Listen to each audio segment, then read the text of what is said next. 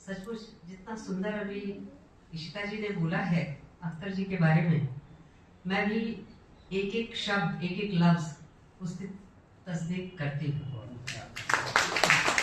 जिस तरह से अख्तर साहब ने सबको जोड़े रखा और हम लोगों को चीज़ों से क्या क्या प्रोग्रेस हो रहा है उन बातों से अवगत कराते रहे, मालूम कराते रहे, तो वो चीज़ किसी भी सेमिनार को, किसी भी संगोष्ठी को सफल बनाने के लिए बहुत अहमियत रखती है। तो मैं साधुवाद पेश करना चाहूँगी अख्तर जी के शान में कि इतना सुंदर कॉन्फ्रेंस इन्होंने करवा लिया। और शुरुआती सेशन जो इनॉग्रल सेशन था उसमें मैं थी और आनंद प्रकाश जी के साथ, सुप्रीता पॉल जी के साथ कई बार हमने डायस शेयर किया है, लेकिन आनंद प्रकाश जी को कल सुनना, नैरेटिव्स के बारे में, ओरल नैरेटिव्स के बारे में बोलते हुए सुनना सचमुच में बहुत ही सुखद अनुभव था। सुप्रीता जी को मैं नहीं सुन पाई, लेकिन आनंद प्रकाश जी को पूरा सुना और एक मनोविज्ञान का व्यक्ति इतना सुंदर ढंग से ओरल नैरेटिव्स पर बता, इसका थोड़ा सा प्रचार प्रसार अगर और होता तो हम लोग शायद और बड़े लोगों को, ज़्यादा बड़ी संख्या में लोग इसका फायदा उठा पाते। और मैं नहीं जानती आप लोगों ने इसकी रिकॉर्डिंग की है या नहीं की है। इसकी रिकॉर्डिंग और इसका लाइव टेलीकास्ट चाहे बहुत मामूली संसाधन से हो सकता था, यूट्यूब पर हो सकता था, फेसबुक पर हो सकता था। हम सब जो अभी अफसोस कर रहे हैं कि हमने फलां को नहीं सुना, हमने फलां को नहीं सुना, हम दोबारा सुन सकते थे और आपके पास भी एक रिकॉर्ड होता। मैं जानती हूँ आपके पास फंड की दिक्कत हम सबके पास रहती है, हम सब एक ही नाव के सवार हैं, तो हम सब जानते हैं इस तकलीफ को।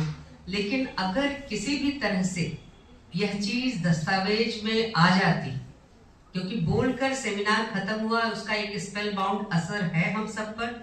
हम जो गए हमने अमृत चख लिया, लेकिन अगर दोबारा चखना चाहे तो नसीब नहीं। तो अगर ये चीज़ हो जाती तो बाद के ब्याज से 10 साल बाद आने वाले विद्यार्थी को भी पता होता कि आनंद प्रकाश जी ने कैसा बोला था, सुप्रीता जी ने कैसा बोला था, हमारे अन्य साथियों ने कैसा बोला था। तो मुझे नहीं पता कि यह काम हुआ है या नहीं। अगर हुआ है तो बहुत अच्छा हुआ है, रिकॉर्डिंग हुई है, उसका ट्रांसक्रिप्शन भी हो जाए, रिकॉर्डिंग। लेकिन आप लोगों ने सिर्फ अपने लिए की है या इसको ट्रांसमिट भी किया है? इसको जरा पब्लिक कर दीजिए यूट्यूब पर, अरविंद डिपार्टमेंट के, हाँ, ताकि हम लोग भी सुन सके। जिन लोगों को हमने मिस किया हम भी सुन सके। आपसे गुजारिश है कि आप ऐसा करें। मैं लगातार सोच रही थी कि आज के समय में इस तरह के विषय पर करना, सेमिनार करना और उसको इतनी शिद्दत के साथ करना, इसके पीछे हमारी क्या व्याकुलता है, कौन सी वो चीज़ हम क्यों करना चाहते हैं ओरल ट्रेडिशन पे सेमिनार।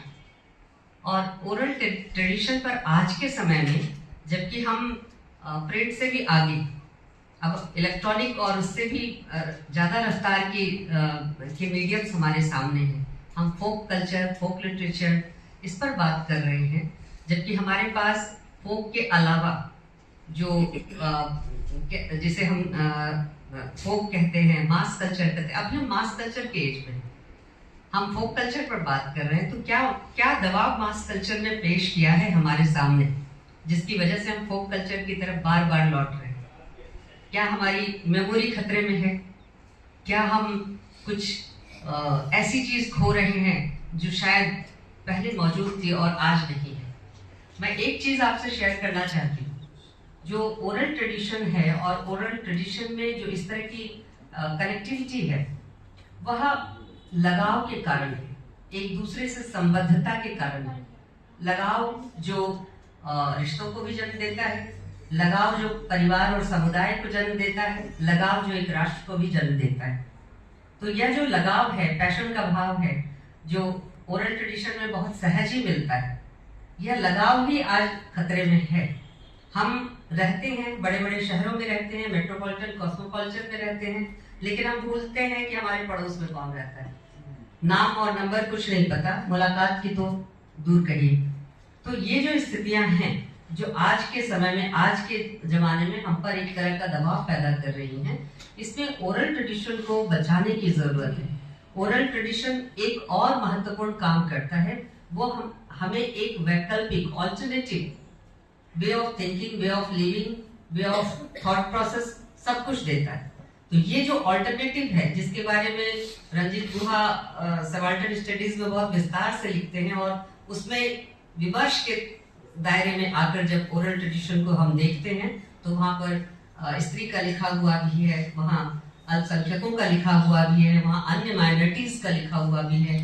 तो ये जो चीज है जो चले आ रहे नैरेटिव को क्वेश्चन करती और उसका एक ऑल्टरनेटिव नरेशन हमारे सामने पेश करती है। ओरल ट्रेडिशन, कल्पना कीजिए कि आज के समय में अगर हम ओरल ट्रेडिशन पर बात करना छोड़ दें, तो मुझे याद है कि 90s में विमेंस राइटिंग पर हिंदी में किताब नहीं थी। मैं 90 की बात कर रही हूँ, और उसका दस्तावेजीकरण नहीं था। महिलाएं निबंध लिखती है, हमारे हिस्ट्री राइटर्स को पता नहीं था, और किसी भी इतिहास पुस्तक में, मैं हिंदी के हवाले से कह रही हूँ, महिलाओं के लिखे के बारे में कोई विशेष जानकारी नहीं थी। महिलाएं निबंध या विचार साहित्य भी लिखती हैं, पॉलिटिक्स पर भी लिखती हैं, या कथा कहानी में भी उन्होंने बहुत बड़ा मकाम हासिल किया है। ऐसी जानकारी हिस्ट्री राइटर्स को भी, लिटरेरी हिस्ट्री राइटर्स को भी अगर रही भी होगी तो उन्होंने इस लायक नहीं समझा, और इस तरह से उसे ओझल किया। तो ओरल ट्रेडिशन जो ओझल चीज है, डिसअपियर है या इनविजिबल है, उसको विजिबल करके हमारे सामने लाता है। और आज सबसे ज्यादा जरूरत है कि जो दिया जा रहा नैरेटिव है उसके बरक्स हम एक ऑल्टरनेटिव नैरेटिव्स को भी बचाए रखें और उसका दस्तावेजीकरण भी करें। मेरी आप सबसे गुजारिश है, ओरल ट्रेडिशन जहां कमजोर पड़ता है और जहां ताकतवर है, उन दोनों जगहों को पहचानें। कमजोर जहां पड़ता है वह वो जगह है जहां उसका रजिस्ट्रेशन नहीं हुआ है, दस्तावेजीकरण नहीं हुआ है, और जहां वो ताकतवर है जब वो लिख जाता है। ओरल ट्रेडिशन से आते आते, जब आप महाभारत की कथाओं को कैसे जानते हैं? केवल वाचिक परंपरा में अगर वो चीज रह जाती तो आप महाभारत की कथा को नहीं जान पाते। वह चीज जब रजिस्टर हुई, भाषा में रजिस्टर हुई, तब आपने महाभारत की कथाओं को समझा और जाना और उसकी परंपराओं को पहचाना। और जाहिर है कि ऐसा कहने पर बात ये हुई कि महाभारत एक परिपक्व, मतलब मैच्योर लिटरेचर है। उसके पहले एक लंबा ट्रेडिशन रहा हो, है ना। तो जरूरत है कि ओरल ट्रेडिशन को हम सब एक जुनूनी कोशिश के साथ जो जहां है, जैसे मैंने विमेंस लिटरेचर के लिए तो किया है, मुझे फख्र है इस बात का। तो मैं चाहती हूँ कि मेरे 10 हाथ हो और मैं बहुत सारा कुछ कर सकूं, लेकिन सब अगर अपनी अपनी भाषा में थोड़ा बहुत भी करेंगे तो ओरल ट्रेडिशन इससे मजबूत होगा और बहुत सारी चीजों का एक ऑल्टरनेटिव, एक वैकल्पिक, जो कुछ दिया जा रहा है उसका काउंटर हमारे पास तैयार रहेगा। तो इस सेमिनार के जैसे बहुत सारे सेमिनार को होने की जरूरत है।